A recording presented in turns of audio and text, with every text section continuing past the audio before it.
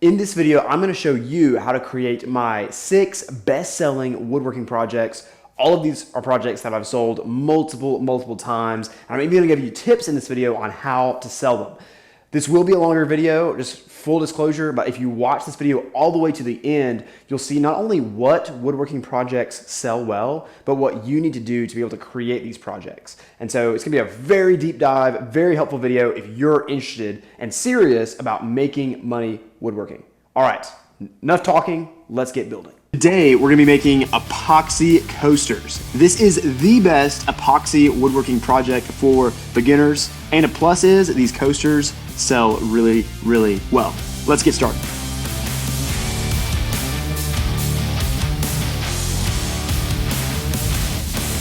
I'm gonna make these coasters out of some just scrap wood that I have lying around. Coasters, cutting boards, projects like that are great for getting scrap wood out of your shop and hopefully make a little money. We're gonna see if we can make a little money from these coasters. So yeah, how about these? My mold is 16.5 inches long. One thing that I love about these Crafted Elements molds, I love a lot of things about them, but with like these coaster molds, it's technically a 16 by 4 inch mold. So you can get 4 4x4 coasters, but they give you a little bit of wiggle room. So it's like 16.5 inches by I think 4.25 inches. So when you trim down your final blank, you can actually get true 4-inch by 4-inch coasters. That'll all make more sense in a second. Let's head over to the miter saw. I'm cutting all these down to 16.5 inches.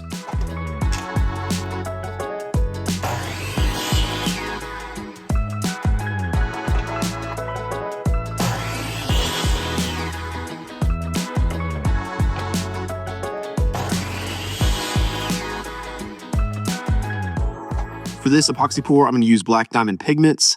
I'm going to try out this cool diamond copper penny color. See how it looks. You want to make sure that your mold does not have any dust or any other kind of inclusions on it. Keeping them in these plastic bags really helps out with that. You're going to want to spray down your mold with some mold release. This will prolong the life of your mold. Make sure to get not only the bottom of the mold, but also all the sides. What I normally do is spray this down, let it sit for about 5 minutes, then hit it with one more spray before I start putting materials into the mold.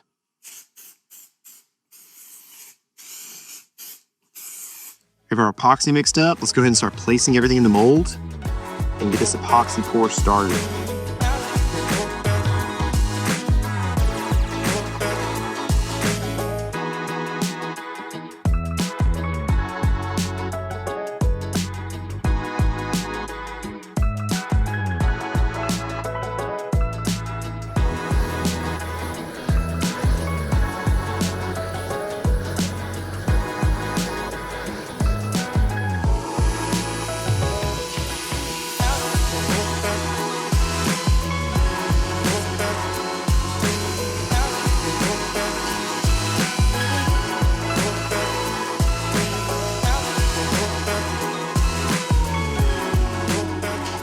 So right out of the planer, we have this coaster blank.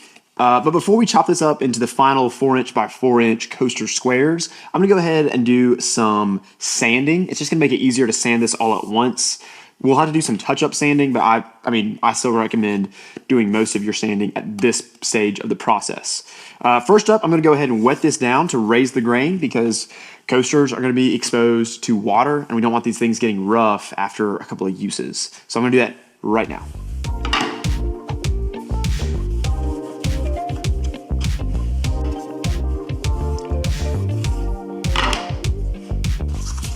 Whenever you're sanding epoxy, make sure you wear a respirator.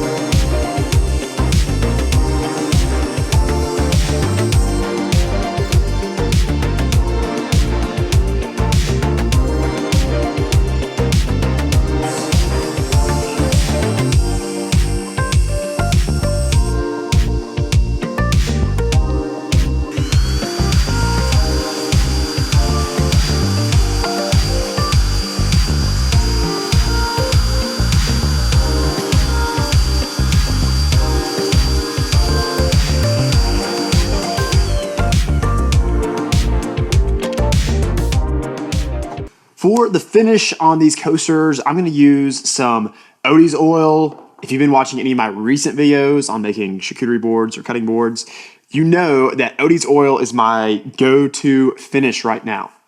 Now, listen, Odie's oil is a little bit more expensive than some other finishes that you can get, but I promise you that you'll feel the difference, you'll see the difference. If you're going to sell these coasters when you're at a craft show, let's say, and someone feels them with the Odie's oil finish on there, you're probably gonna make the sale. So link to Odie's oil is down in the description. There's also a link to a starter kit that I really, really recommend. It comes with these pads, towels, applicators. I'm gonna show you how all this works in just a second. So links to all that stuff is down in the description. So the first thing I'm gonna do is I'm going to take the Odie's oil and I'm going to very lightly get a little bit on the end of this applicator and then put it on this applicator pad. And I like to work it in to the applicator pad,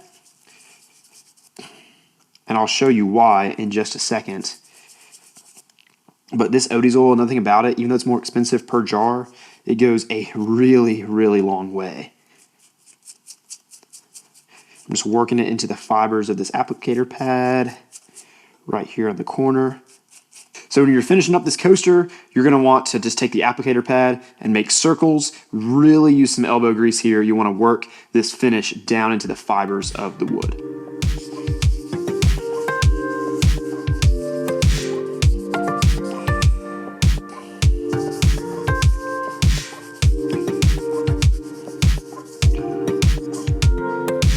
After letting these coasters sit for about 30 minutes with the Odie's oil applied, I'm gonna take this cloth that comes in the Odie's oil starter kit, and you just kinda wanna, once again, circular motion, buff these coasters out.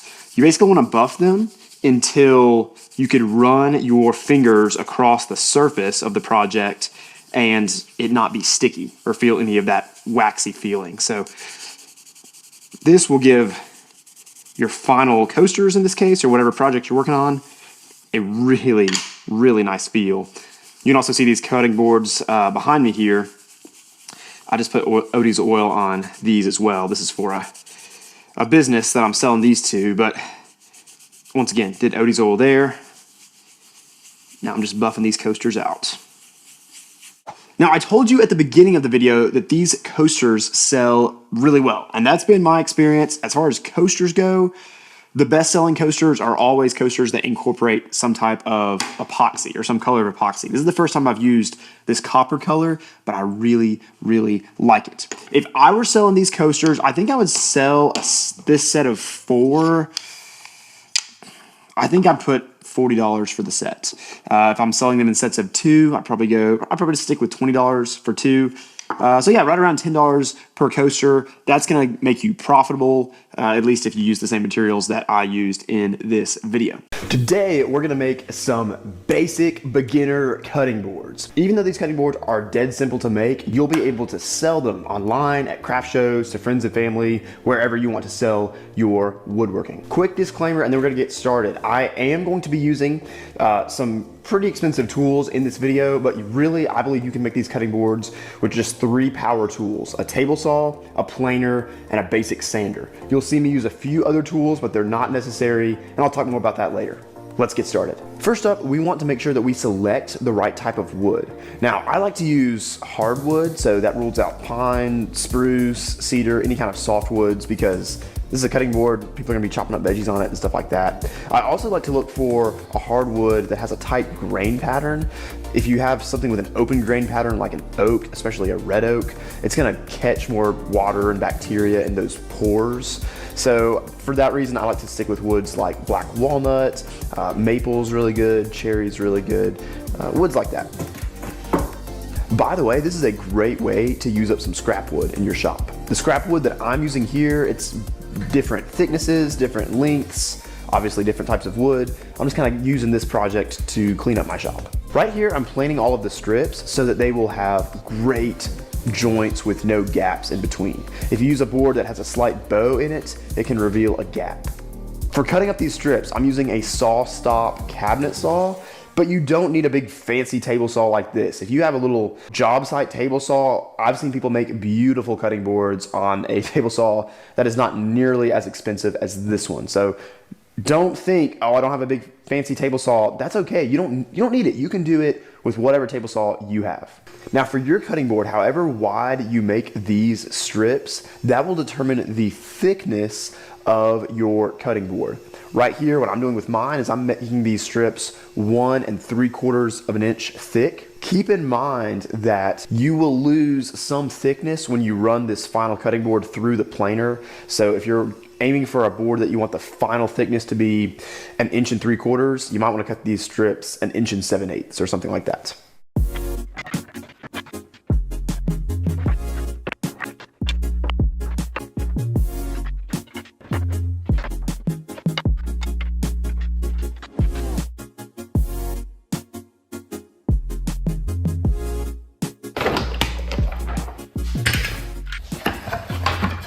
For this glue up, I'm using Titebond 3. It is essential that you use a wood glue that is waterproof because this cutting board is going to get washed. Also use a wood glue that is safe for indirect food contact, which this Titebond 3 is. If you don't have any Titebond 3, I'll leave a link to it in the description. It's not super expensive and you can pick up a bottle from the description if you want to. Make sure that you get plenty of squeeze out, or in other words, there's plenty of glue coming out all along each joint. This will make sure, once again, that you don't have any gaps in your final cutting board.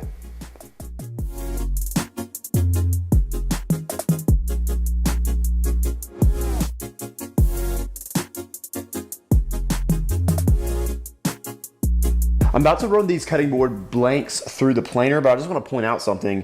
You probably noticed that we have these jagged edges on the ends of the cutting board. We're going to correct that, of course, but I like to leave all of these jagged edges because what this will do is prevent snipe as it runs through the planer. If I have all of these cut to one length, the planer might chip away at the end of that cutting board. So if you leave all these long, it might chip away right here, but that's okay because we're going to cut all this off anyway. So leave it longer for your planer, then we'll trim it down to size afterwards.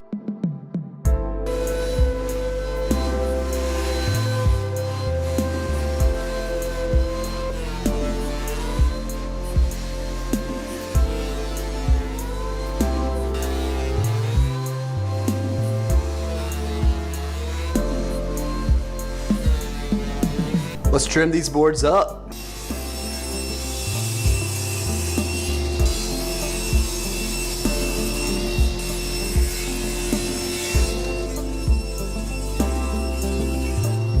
What I'm about to do next on this cutting board is, hey buddy, what I'm about to do next on this cutting board is optional, but I'm gonna add a little chamfer bit along the edge to kind of give it a little profile.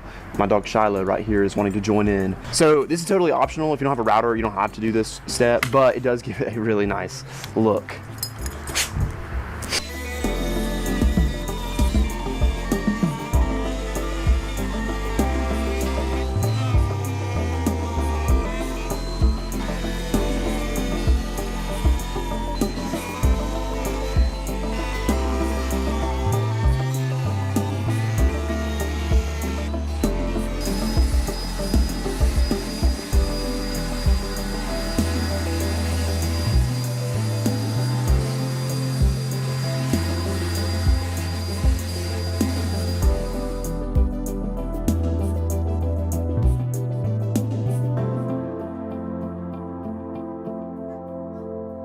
What I'm about to do with these cutting boards next might seem a little strange, but it'll make the final product much better. I'm gonna wet these down, not soak them, but I'm gonna wipe them down with a pretty wet cloth. What that's gonna do is raise the grain. If you think about wood grain like a bunch of straws, when those straws suck up water, they expand. And so even though I've already sanded this down, it's really smooth right now, when I wet it, it's gonna get rough again, and then I'll sand it again. And that way it'll stay smooth even when someone goes to rinse it off or wash it. It won't get coarse or anything like that. Let's do it.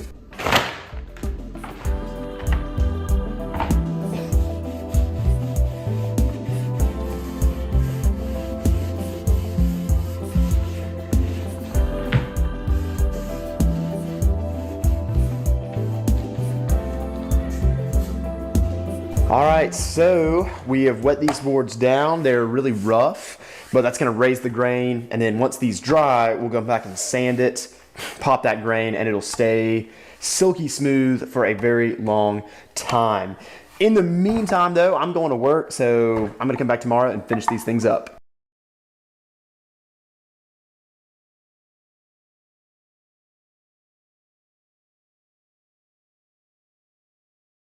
Quick tip on sanding. After you finish one grit, before you move on to the next grit, wipe down your workpiece with a dry cloth.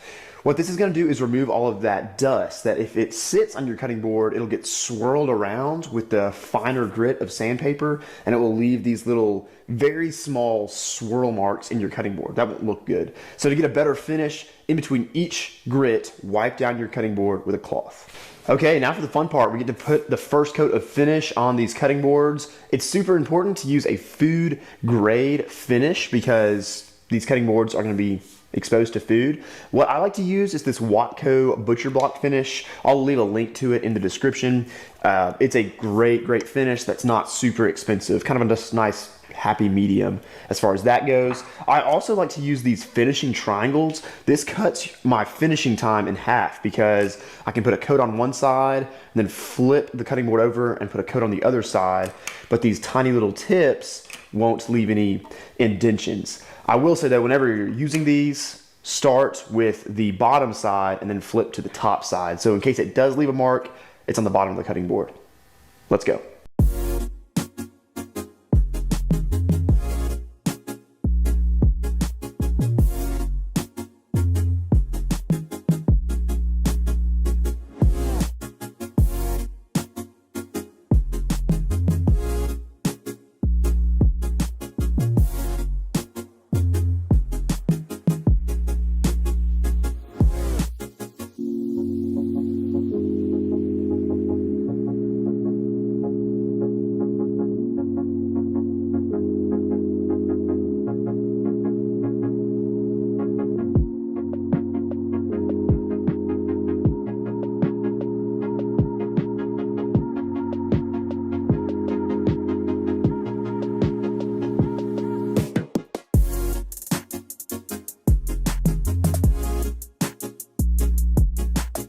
You will not make any money selling cutting boards until you do these 10 things.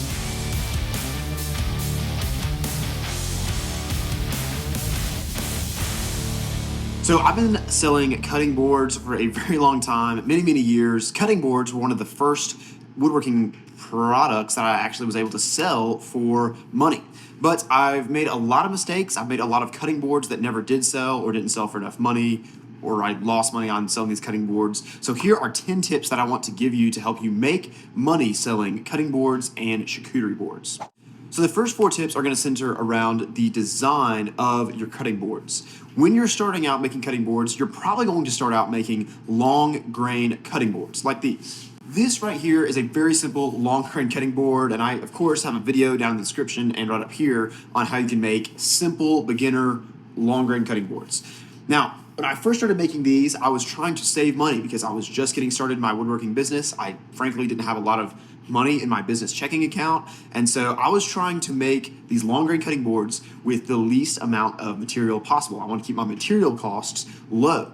And so what I did was I made these boards like 3/4 of an inch thick. Made a lot of them, maybe like a batch of, I don't know, 12, however many, and they did not sell very well. Sold some of them, didn't sell great, even after taking them to multiple craft shows. And here is the reason why. When you're making something like a long grain cutting board, it's very basic and you need some design interests. So what I recommend is making these things really chunky.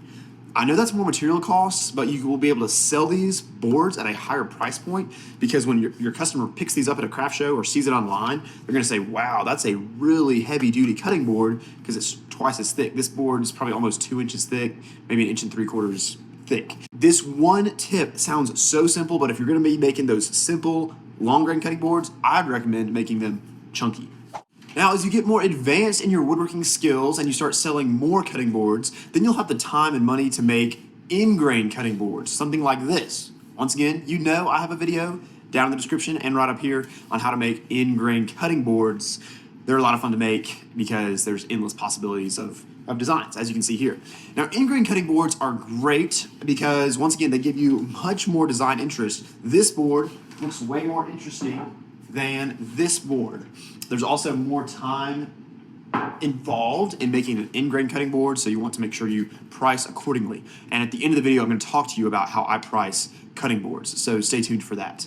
But here's something that you might not have known about in-grain cutting boards that you have to tell your customers, and it'll help you make the sale, is that in-grain cutting boards, because of the way the wood fibers are arranged, will actually keep the knives that's cutting on these boards sharper for much, much longer. So every time I'm at a craft show, let's say I have a long grain board here, selling for $60, and I have an in-grain board that I'm selling for $100, I'll always say, hey, I know this in-grain's more expensive, but this is going to keep your knives sharper for much, much longer. And a lot of times people, they think about that, they think about how beautiful the board is, and they'll buy this in-grain cutting board. So in-grain sells very, very well as well. Third design tip is to use some router templates to create amazing handles on your cutting boards or charcuterie boards.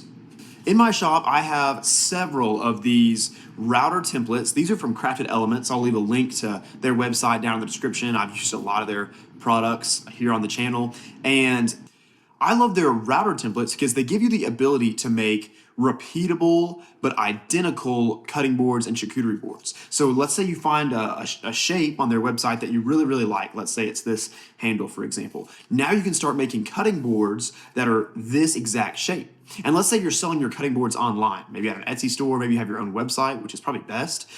And you know this is a cutting board shape that I'm going to sell. You can now start making your cutting boards to order because you know I'm going to be able to create a cutting board that has the exact same shape as the one on my website, even though I'm not selling that exact board.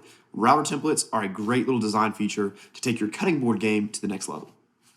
And then the fourth design element that can help you sell cutting boards, at least in my experience, is by incorporating epoxy into your cutting boards and charcuterie board designs. Now, personally, I would not recommend that anyone sell a epoxy kitchen board as a cutting board. I've seen people on the internet who say, yeah, you can cut on epoxy as long as it's a food safe epoxy. I personally would not recommend that. I tell that to my customers. I say, hey, this is beautiful. I wouldn't chop veggies on it. You can serve food on it, but I wouldn't chop on it. That's just kind of my philosophy on epoxy and cutting boards. So I always market them as serving trays or charcuterie boards, not cutting boards. But epoxy will sell very, very well. You can sell those epoxy projects for a much higher price point. If you're at a craft show, what I've noticed is what brings someone to your booth is usually an epoxy project. They'll see the pop of red or blue or black or whatever color you've dyed your epoxy, and it just catches their eye and they'll walk over to check it out. And then maybe they'll buy something else. But epoxy is a great way to take your design flair of your cutting boards to the next level. And of course, if you want to see a video of me making epoxy serving trays, boom, right up here, or boom, down in the description for after this video. So those are 4 design tips. Now let's talk about the finish of your cutting boards. If you make a beautiful cutting board, let's say you have a beautiful design like this, but your finish is bad, no one's gonna buy your cutting board. Once again, I've been guilty of this so many times. Number 1, make sure you use a food safe finish. This probably goes without saying, but I think my first cutting board, I put like polyurethane, not food safe polyurethane, just like normal. I might even put like a Cabot stain. That sounds terrible, I know, but make sure you use a food safe finish. If you're gonna use a charcuterie board or a cutting board, people are gonna be preparing food on that or serving food on that. And if they can't trust that the materials that you've used on that cutting board are food safe, it's not gonna be good for them, and they're never gonna buy another cutting board from you. So make sure you are using food safe finish. Second tip, oh my goodness, I have messed this one up so many times, and it's led to customers not buying cutting boards from me a second, third, and fourth time, is that I don't raise the grain in the finishing process. Let me explain what I mean. Let's say I have a cutting board like this. It's all put together, but I haven't done the final finish on this board. Before I finish sanding this up, I need to wipe this board down with a wet rag. What that's going to do is the water from that rag is going to get into the fibers, into the grain of the wood, and it's going to raise the grain. Then I'm going to go back and I'm going to sand over that cutting board again, probably going up to 220 or 320 grit, so that all of those fibers are now popped. Now, when I go to apply the finish onto my cutting board, it's going to feel nice and smooth, like it would pretty much any time. But here's the difference. Now that you've raised the grain, popped the grain with your sanding, and put the finish on, when someone goes to wash this cutting board in the future after they've served veggies on it or cut up some veggies on it, it's going to stay smooth. It's going to keep that same feel that it did after you just finished it. If you don't raise the grain after the first time someone rinses this down, it's going to feel really rough, like this board does right now pre-sanding. And that's not good. People are gonna be like, this cutting board feels terrible. I've only used it one time. So if you don't raise the grain in your finishing process, your customers are not gonna be pleased. Even if they love it when they first buy it, after they use it a couple of times, they're not gonna be pleased with your cutting board. Tip number 3 when it comes to finishing your cutting boards and charcuterie boards is please use a high quality finish. This is what I started with, and I think this is fine if you're a beginner just starting to make cutting boards. I'll link this down in the description. This is Watco Butcher Block, so it's food safe like we talked about earlier, and it's a fine finish. It's kind of just like a clear polyurethane type finish. If you're gonna use this, you're gonna have to put on multiple coats. I think at least 3 is probably best, and it's a fine finish. But what I'm using now that I much prefer, and they're not sponsoring me, it's just I think it's a better product, is Odie's oil. Now, Odie's oil is going to be much more expensive than this Butcher Block. I think at the time of me recording this is around $16 to $20, and this is like $55 to $60. Okay, so much more expensive here, but this will actually go further, and it's just a much higher quality finish, both in the way it seals your lumber, but also in the way it will make your products feel. I'm telling you guys, when you up your quality of finish that you're using on your cutting boards, it makes a massive difference. You're even going to be able to charge more for your cutting boards. I'll leave a link down in the description to Odie's oil, as well as a starter kit with Odie's oil that has some other supplies that will be helpful. Oh, and one more thing that's really nice about Odie's oil is you can only put one coat of finish on your cutting board, and it's ready to go. It's so much quicker. So honestly, you'll spend a little more money, but you'll save so much more time with using Odie's oil. Once again, they don't even know I'm making this video. I'm just a huge fan, so check out Odie's oil. You will thank me later. Hey, before we keep going, if this video has been helpful for you, be sure to hit the like button and then hit the subscribe button. Just makes my videos easier to find in the future, and it's kind of the way to give back on YouTube. Really appreciate it. Let's go on to these next couple of tips. I've given you 4 design tips, 3 tips on finishing your cutting boards. Let me give you 2 tips on how to add little promotions or add-ons to your cutting board. There are 2 products that I've noticed oftentimes sell along with cutting boards or charcuterie boards. First is cutting board butter. I love selling cutting board butter with cutting boards. It's just such a natural thing. If I'm selling on a website or if I'm selling at a craft show, so many times someone will buy a cutting board and they're like, this looks amazing. And I'll say, yes, it does. And if you want to make sure it stays looking amazing, even after hundreds of times using it, you should pick up a can of this cutting board butter, and usually they will. I sell it for usually $5. Sometimes what you can do is if you're trying to sell a high-end cutting board, let's say $100 plus, you can just throw in the cutting board butter for free. I've done both. I think both work great. Really just up to you and your business model and how expensive your boards are that you're selling. A second product that pairs very nicely with cutting boards is actually coasters. And once again, you can use these as add-ons, so you charge money for them, or you can use them as promotions. Buy this cutting board for $100 and get 2 coasters free. And what's really fun is if you take your scraps from making the cutting board and make coasters with them. So the coasters kind of match the design of the cutting board. That is a really fun thing to do.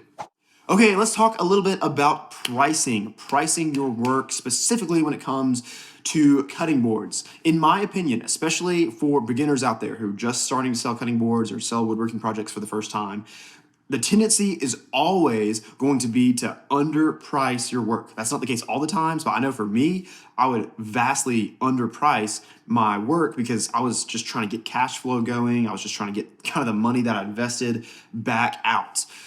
Here is what I recommend. Here's a simple formula that you can use to start pricing your work. First, you want to add up all of your material costs. Now, when I say material costs, there's more material costs in this cutting board than just the black walnut, cherry, and maple, and whatever exotic wood this is that I use in this board. Of course, you have your lumber, but you also want to think about how much glue you used for this. Type Bond 3 is what I use to glue this up. So, that's like $12 a bottle. Little bit of that bottle was used in gluing this board up. This was like a 3 glue up board as well. So a good bit of glue was used in this. You also want to think about your finish. You didn't use an entire jar of Odie's oil on this, but you used a little bit of Odie's oil. So be sure to include that into your material costs. Also think about sanding discs. I sanded this with like probably 4 or 5, 6 different sanding discs, and then I threw those away because you want to always treat sandpaper like it's cheap because that's how you get your best sanding. Just a little side tip. So I've used sanding discs on here. I ran this through the planer multiple times. That's wear and tear on my planer blades. I ran it through the table saw. That's wear and tear on my table saw blade. You get the idea. There's so much more in your material costs than just what you put into the boards that make up the cutting board. So just think through very carefully how much materials you put in here, add all that up. That's part one of your pricing formula. Then you want to add in your labor costs. People do this different ways. Some people just kind of assign themselves an hourly rate. I think this is the simplest thing. You just want to say, hey, for every hour I spend in the shop, I want to get paid a labor cost of $30 an hour or $40 an hour. Once again, don't sell yourself short here because you want to value not only your experience and your time, but you want to value all the equipment you have. Not everyone has a table saw or a planer or a bandsaw in their shop to be able to make these things. And so that adds value to your hourly rate. So you have your material costs, you have your labor costs. Then on top of that, I would add in a profit margin. Don't consider your labor costs your profit margin. Don't think I spent 2 hours on this, so I profited $60, because that's 2 hours you could have spent on something else. Or if you grow your business to a larger scale, you might can employ someone and pay them $30 to do what you were doing, to buy back your time.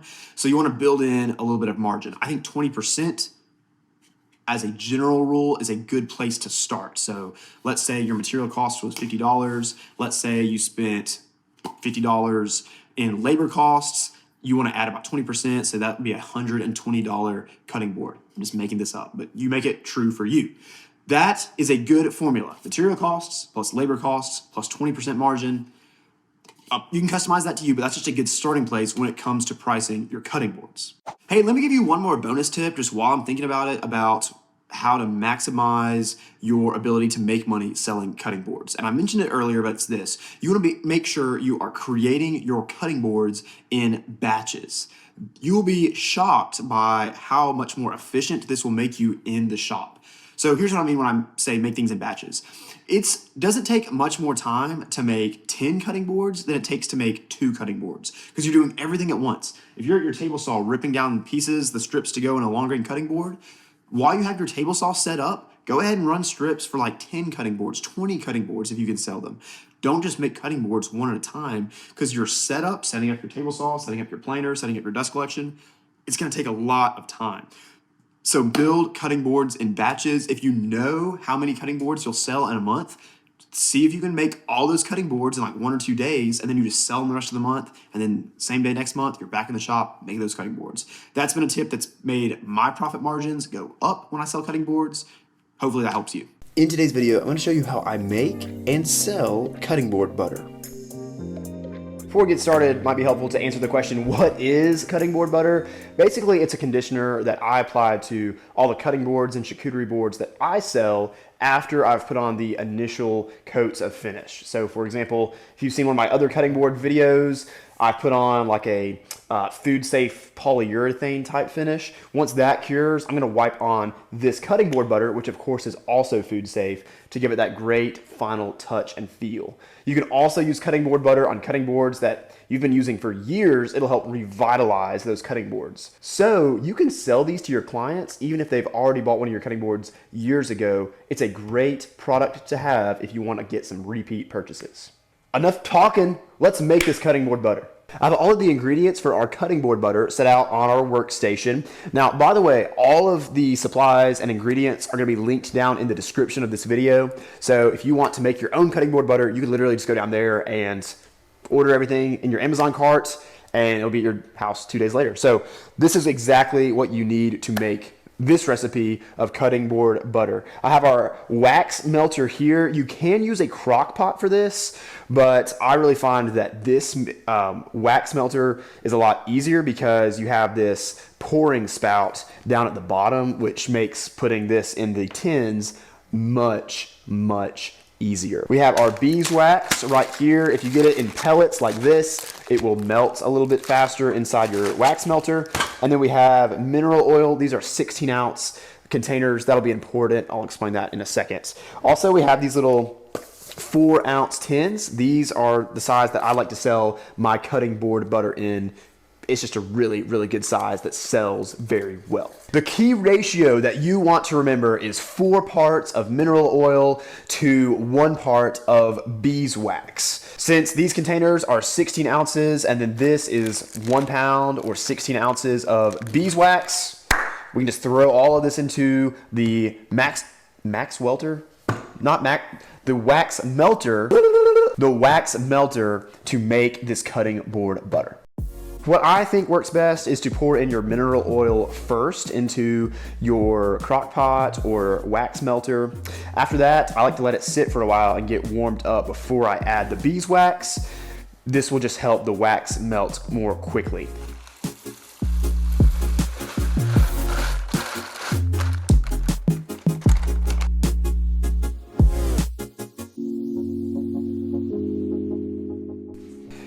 Make sure you stir up the beeswax and mineral oil very well before you begin to dispense it into the containers.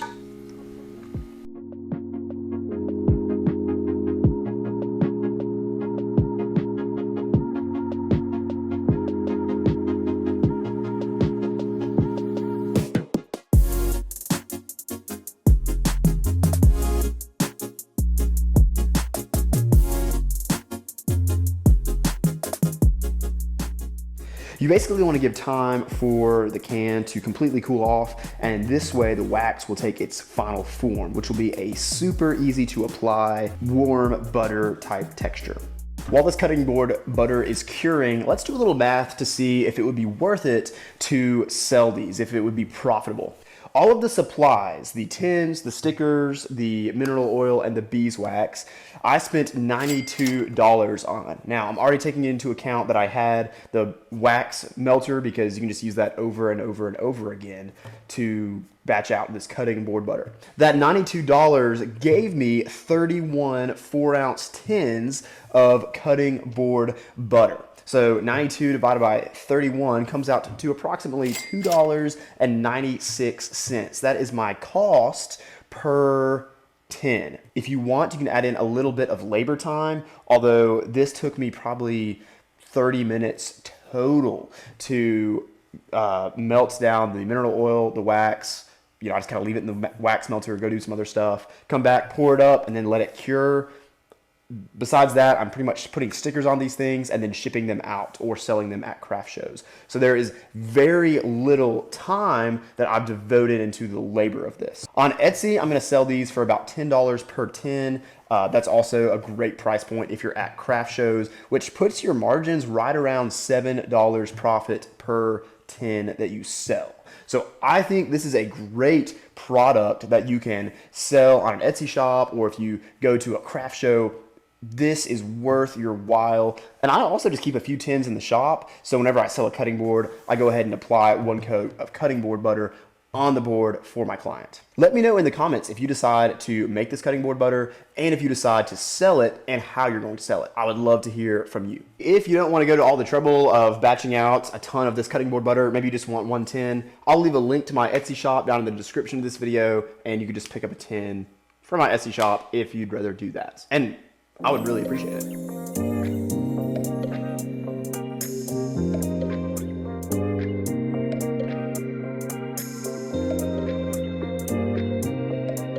Back in my office, I am putting some stickers that I got from Sticker Mule on these tins. If you're trying to sell these, I would highly recommend including stickers, and I'll leave a link to Sticker Mule, which is where I got these stickers from. And if you use the link down in the description, you can save $10 on your purchase of stickers from Sticker Mule. Huge fan of Sticker Mule. They also have a really cool design suite that you can use if you're like me and not a very good graphic designer. There's plenty of templates that you can pull from, so you can make a really fun label for your cutting board butter. Before I show you the next project that sells really, really well, maybe you've been watching this video and you think, wow, Ben's got this tool in his shop. I would need to pick that tool up if I want to create these projects. If that's the case, I have links down in the description and in the pinned comment to all of the tools that you're seeing in this video. When you shop and purchase your tools using those links, it helps the channel. So thank you so much for supporting me.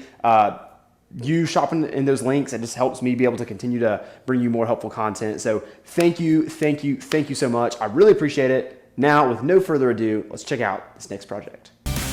In today's video, we're gonna be making one of my best-selling products, and that is charcuterie boards. This is a lot of fun. Let's get started. First step in the process, once you have your lumber selected, here I'm using black walnut, is just to cut up the boards to make the blank. Now, I'm using a jig here that basically gives me a square edge because this particular piece of black walnut was live edge. And I actually have a video on the channel about how I made this jig and how it works. If you're interested in checking that out, I'll link it down in the description. But yeah, once I have this cut up, I'm gonna go ahead and cut up my maple as well, and then we can design the look of this charcuterie board blank.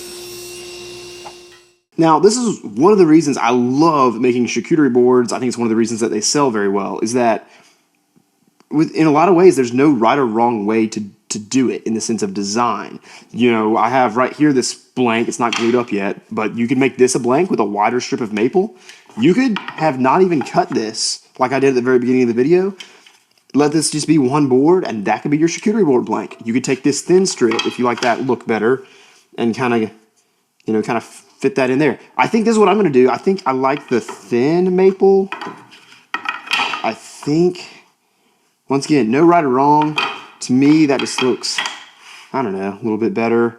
I'm not super concerned about the size of this. This is about 9.5 inches right now and about 2 feet long. So yeah, let's go ahead and glue this up. Get this in clamps.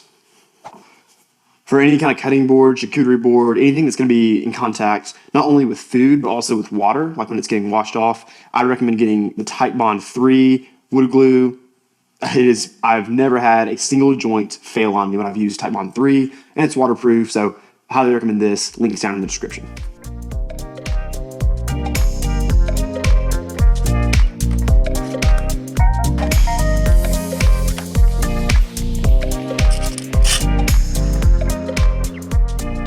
You can probably see right now where all this glue is coming out in between the joints of the board, and this is a good thing. This is called squeeze out, and you want to make sure you actually can see squeeze out all the way along each one of those joints, because after you plane this down, those joints are going to be really, really tight. If you don't have squeeze out after you plane this, you might have some little tiny gaps in between these joints, which you don't want that, especially for a charcuterie board, because stuff can get trapped down there.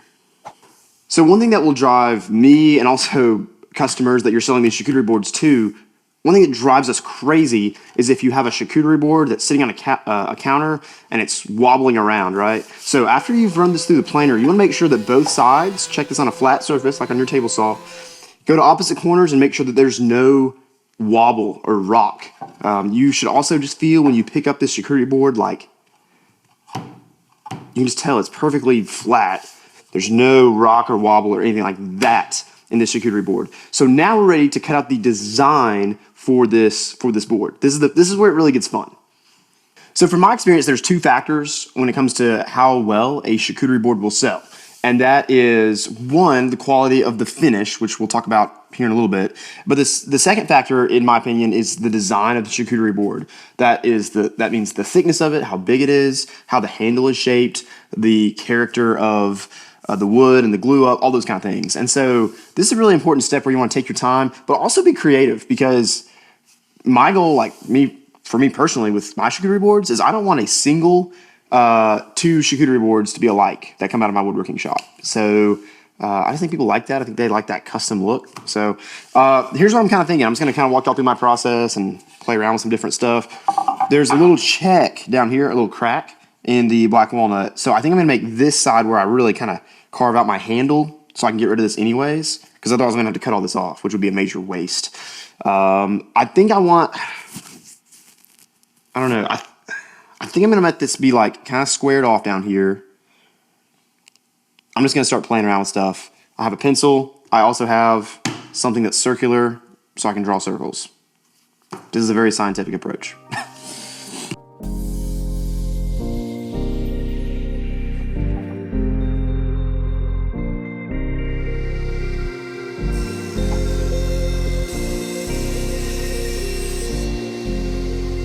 I really take my time here, sneaking up on the pencil line without going over it. So I do this in multiple passes on my bandsaw, just to be extra safe.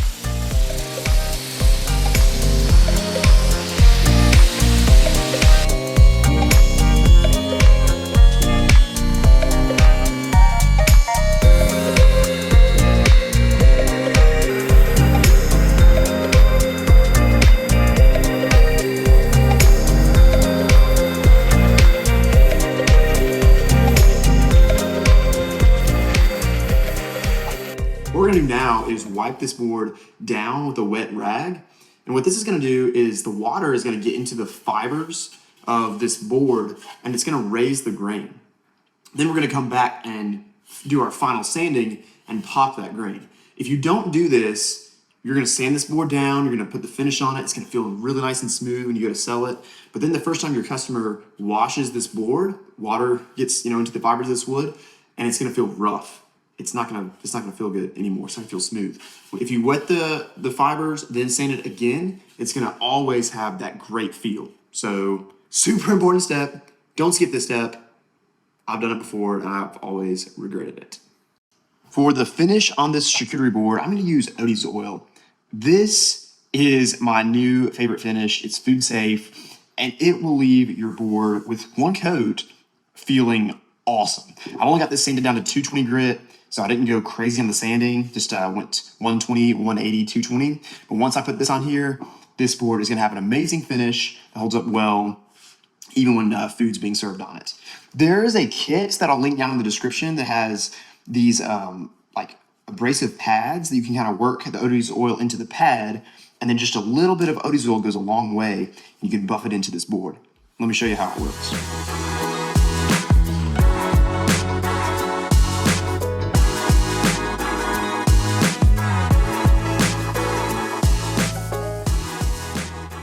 The last step in the finishing process after the Odie's oil has been on this board for about 30 minutes is to take this cloth and then just kind of buff out the oil in some circular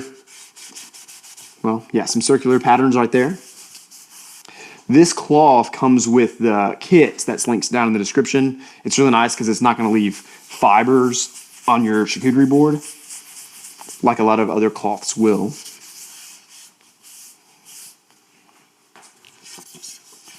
So there it is. That's your charcuterie board. It's food safe. It's ready to sell.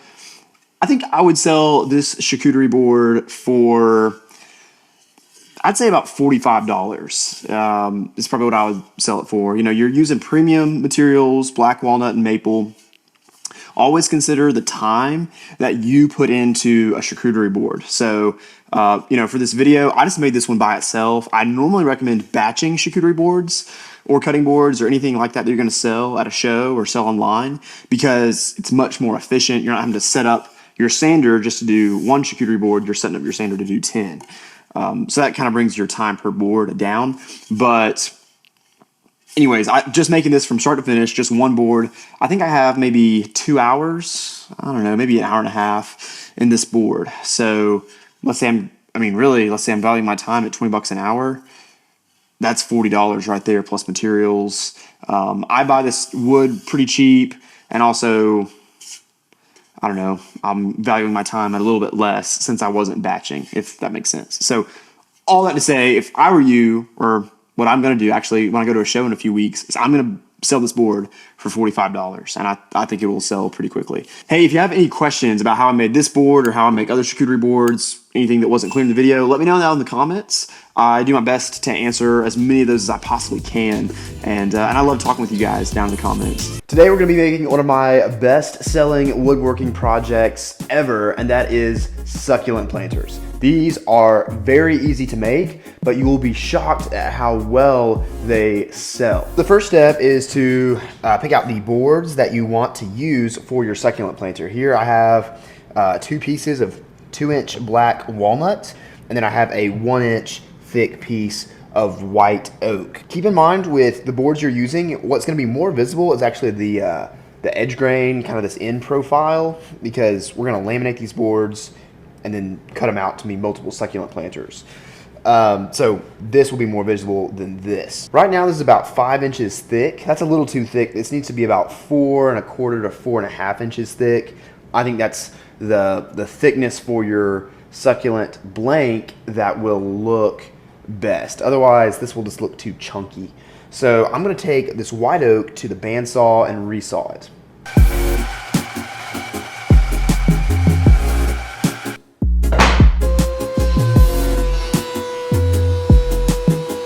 I'm going to use Titebond dark wood glue for this since we're using a lot of black walnut. This dark compound that Titebond makes, it just kind of hides the glue joint a little bit better. I'll link it down in the description.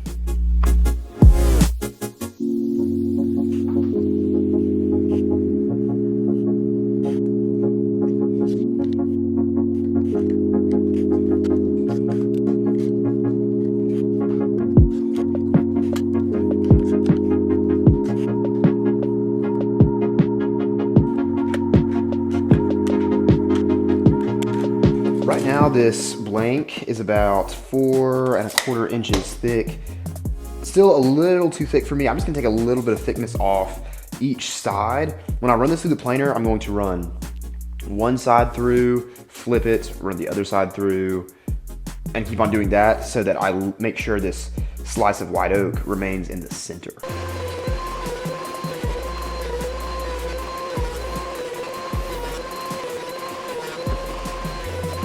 Just over 4-inch thickness. So we took almost 1/4 of an inch off. And I'm just looking at the side profile. I just like the ratios a lot better of what we have here.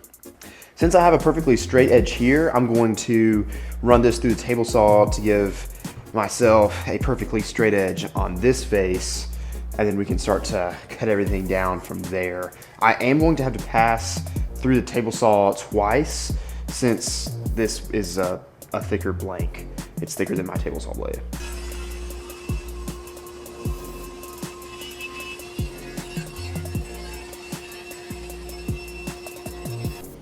Now that I have a straight edge to reference against, I'm going to start laying out my blocks that I'm going to cut out.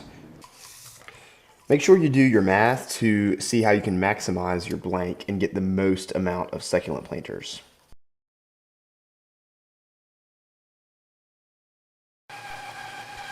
I forgot to press record when I cut these blocks down, but I cut them down to 3 of them down to 5 inches in length and 1 of them down to 7 inches in length. And now what I'm doing here is just trimming up the edges so that they are perfectly square. Okay, before I do any of the decorative edges, we're going to go ahead and measure where our hole for the succulent will be. I use a 2-inch Forstner bit, and I like to put it in the center of whatever face the planter or the succulent will be in.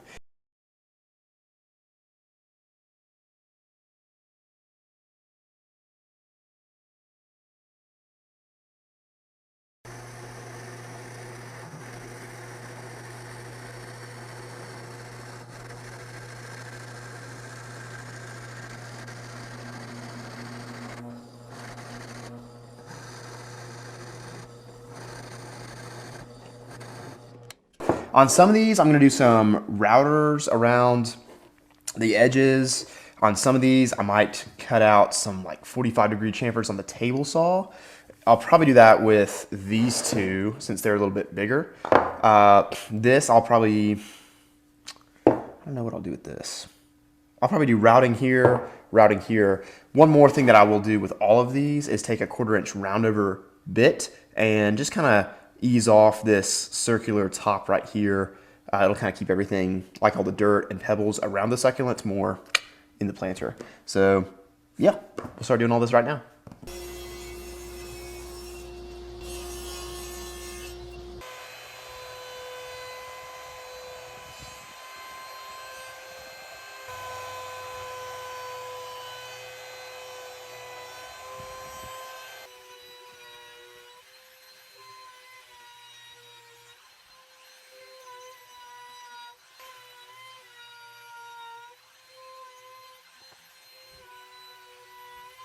I'm going to coat the inside of these planters with a 2-part epoxy. For this, I'm using a 2-to-1 epoxy from Total Boat. I'll link it in the description.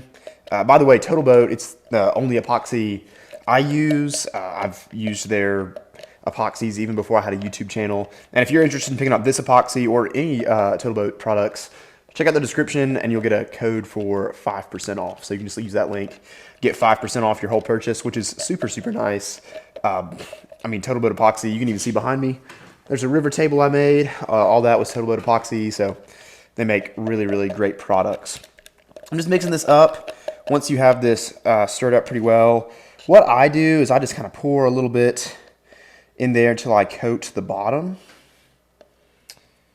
And then I'll just move on to the next one. The reason we're doing this is that when someone goes to water their succulent, you don't want the water seeping through the bottom, because eventually it'll turn the color of the bottom of the planter. You can see all that water damage. So we're just going to coat the inside lightly.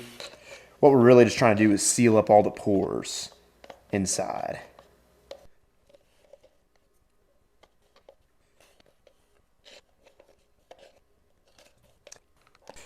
Once I've done that, I just kind of roll the epoxy around so that it coats the sides. I'll probably do this twice, once now and then once after about 20 minutes.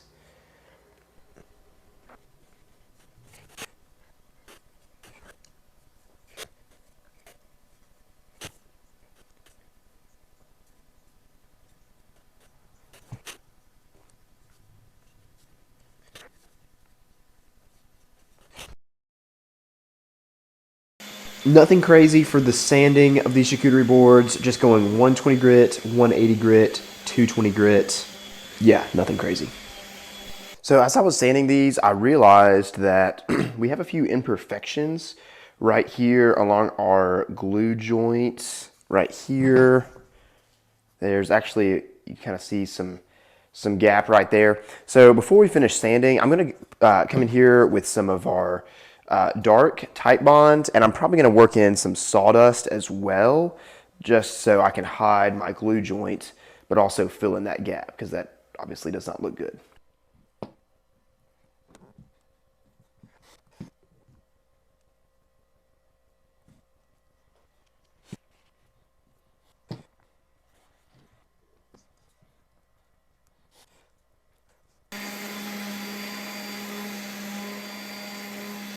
I'm throwing a Minwax polyurethane on here. This is, I believe, the semi-gloss, and it just makes the black walnut pop. I will come back and do a second coat after this coat dries.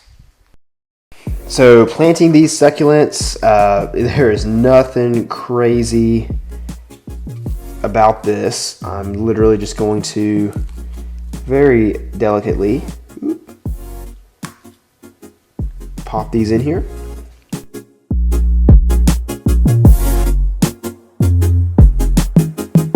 In this video, we are taking on a beginner woodworking project that's also a ton of fun. You can sell these things. It's a live edge maple desk. This is gonna be a fun video. Let's go.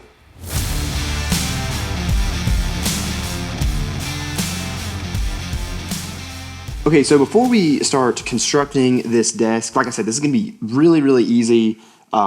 This is truthfully a beginner woodworking project. It's gonna be pretty simple.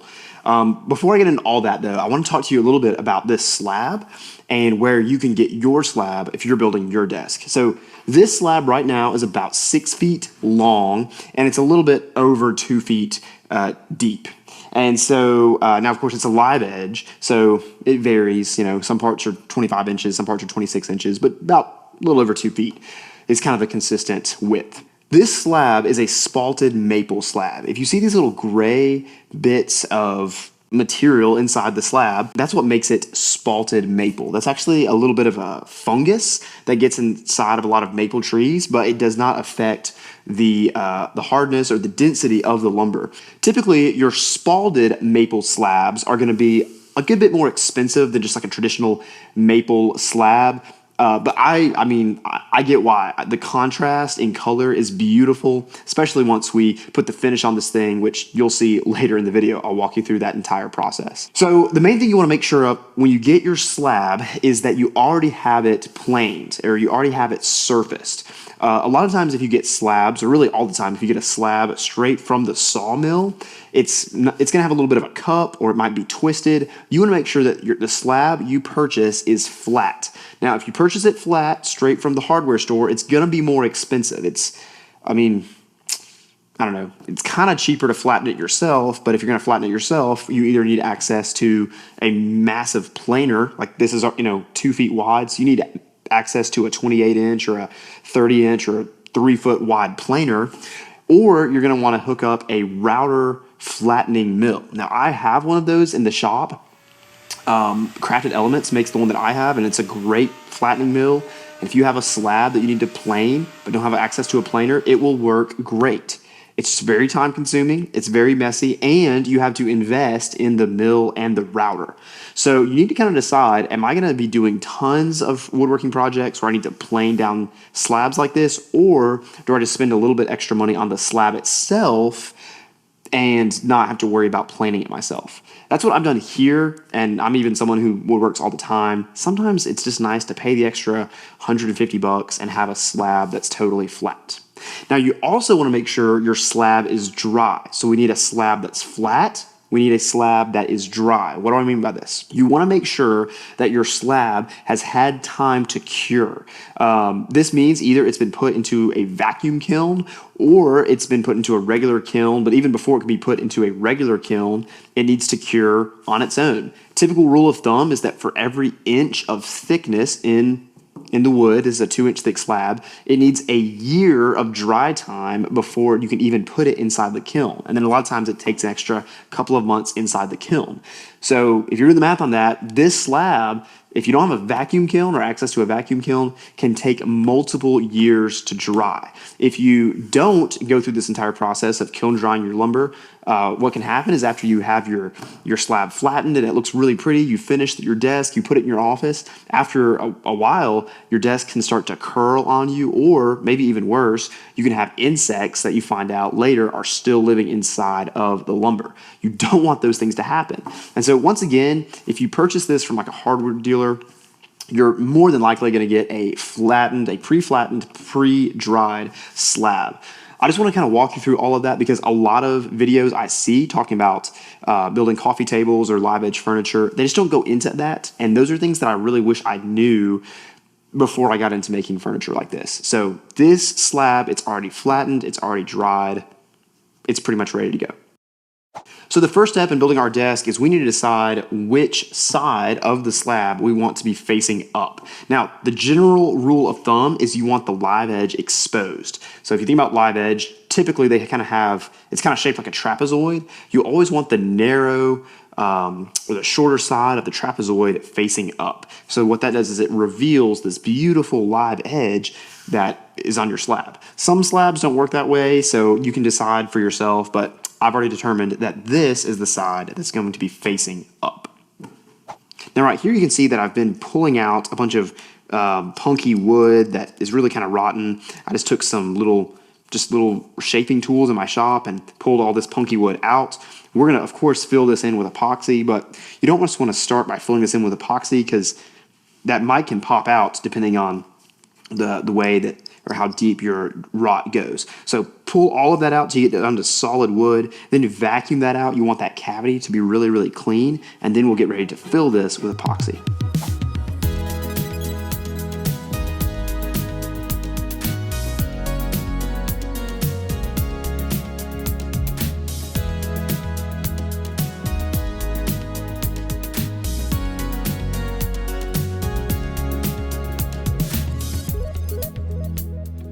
can see right here that this epoxy really seeped into the wood. That's okay. This is why you don't want to try and fill an entire void with just one epoxy pour. But now this dried epoxy is basically acting as a sealant. So some of it seeped down to the bottom, some of it filled in right here. And so now when I do my next epoxy pour, it's not going to sink in as much because we already have all of that essentially sealed off. Let's do that second epoxy pour.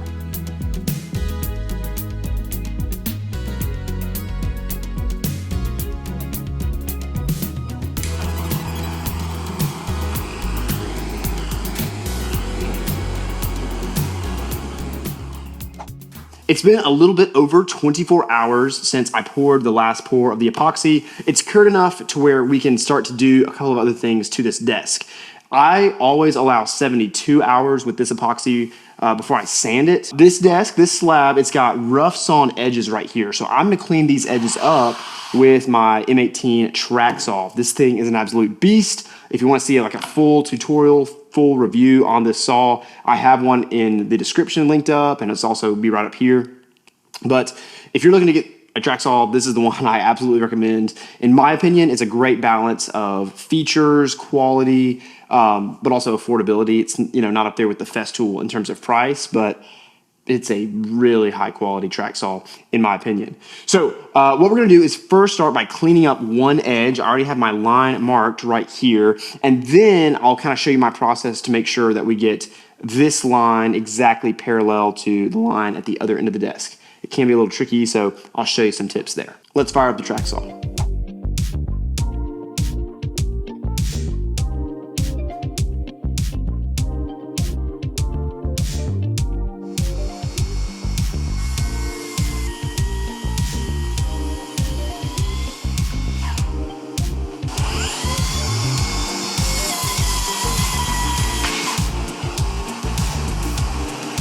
Look at this. That's the rough sawn version of the end grain.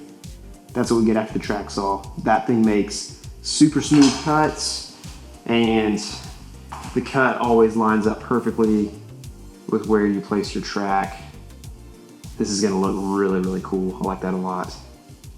What I did to make sure that I got this edge and this edge exactly parallel to one another is after I made a cut right here on this edge with my track saw, I then took a square and made a 90-degree line perpendicular to this edge, going all the way down, transposed it with a straight edge, and when I got down to the other end, I used the same square to line up another 90-degree angle here, making these two angles 180, and boom. If you remember from 10th grade geometry class, they're parallel. Take your time with this. You want to make sure that you really get this lined up well. Otherwise, you might end up with a desk that has edges that look like this. And unless you're going for like some kind of funky modern look, that's probably not going to look the best. I'm really excited with how this turned out. The track saw makes it a breeze. I'm telling you, if you invest in that track saw, you're going to love it. It's going to make projects like this so much easier. Up next, what we're going to do is add a round over edge on the end grain of this desk. For the routing, I'm going to be using this beast of a tool. This is the Milwaukee M18 Fuel palm router.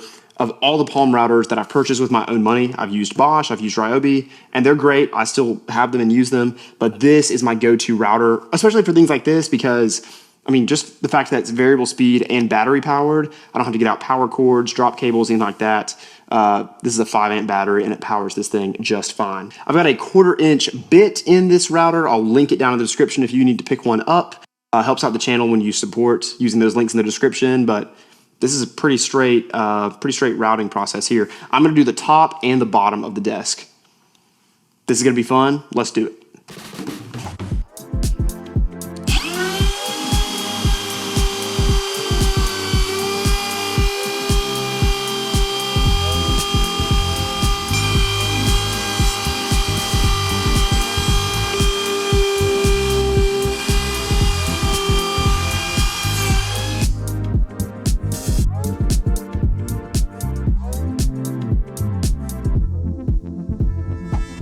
For the sanding of this desk, I had my guy Chris come in and help me because he's like a sanding professional.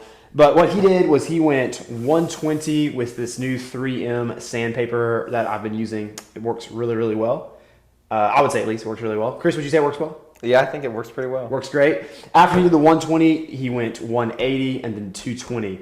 With Odie's oil, which is the finish that we're using, really don't need to go any higher than 220. And just make sure, though, that you're following those steps in sanding. You don't want to jump from like a 120 straight to a 220. A good rule of thumb is make increases in 50% increments. So 50% of 120 is 60, so add 60 and you get 180, etc., etc., etc.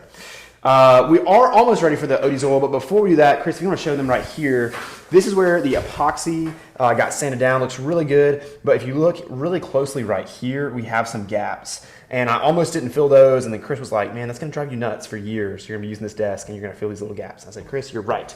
So what we're going to use is actually over here. This stuff right here. I don't want to pour epoxy and wait 72 more hours for this to cure before I sand it. I'm trying to get this desk done today. So this is a little product from Total Boat. It's an instant adhesive. They come in like thick, medium, and thin. I'm gonna use the thick one for this. So all I'm gonna do here is just kind of like work this into these gaps. You don't have to worry about dyeing this because you already have the black epoxy underneath. These are the details in live edge furniture that kind of take it to the next level. Once you have all your gaps filled, you have this accelerator right here. I'm just gonna spray this. Also gives you a sneak peek of what this is gonna look like once the finish is on. That's gonna look sick. And let's see if it's dry. It's dry. I'm gonna let it sit for about 5 minutes. And then Chris, are you good to sand that again? Yeah. Let's go, let's go. All right, see you in 5 minutes.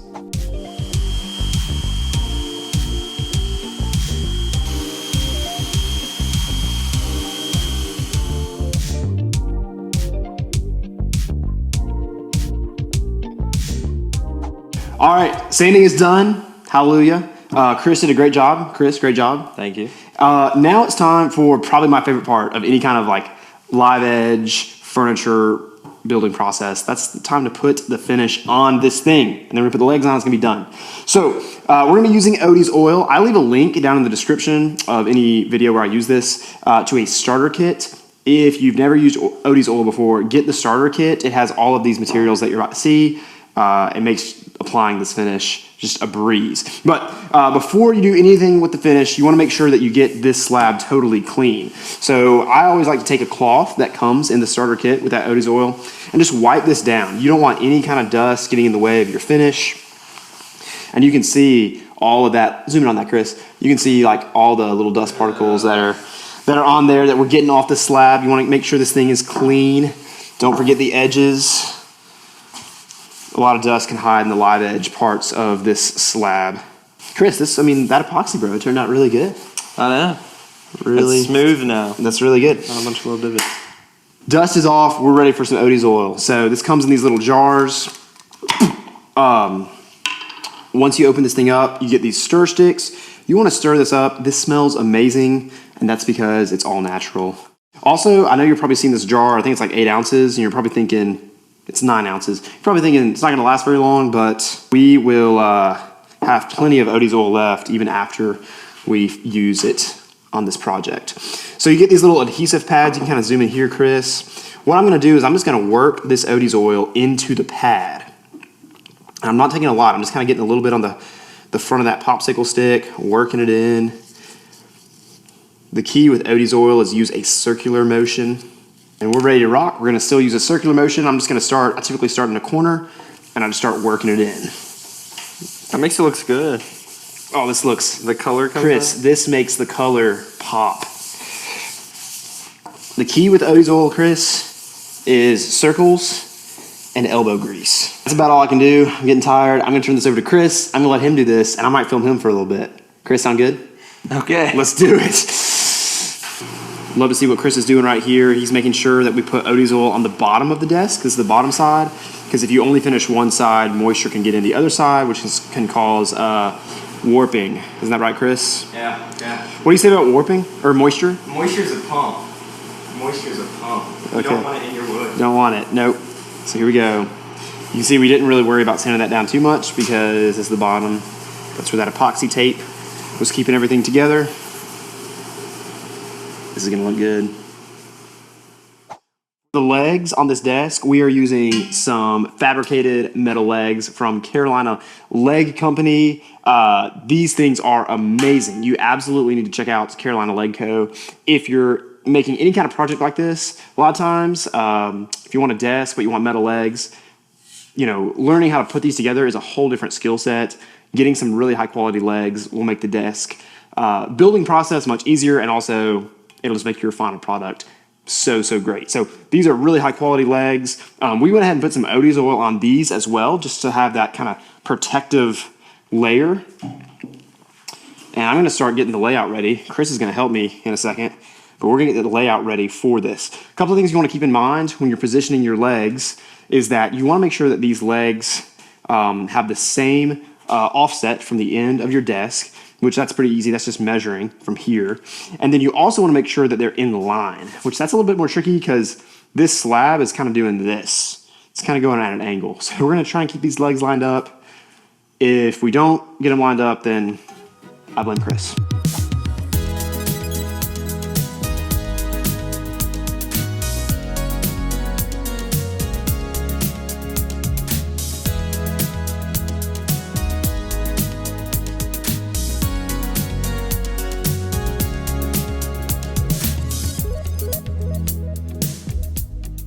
That's pretty much a wrap on building this desk. Chris and I are stoked with the way that this turned out. I just love the way that the black epoxy mixes with the Carolina Leg Company black metal legs, maple slab. I don't know. I'm really excited to get this in my office and have a new desk.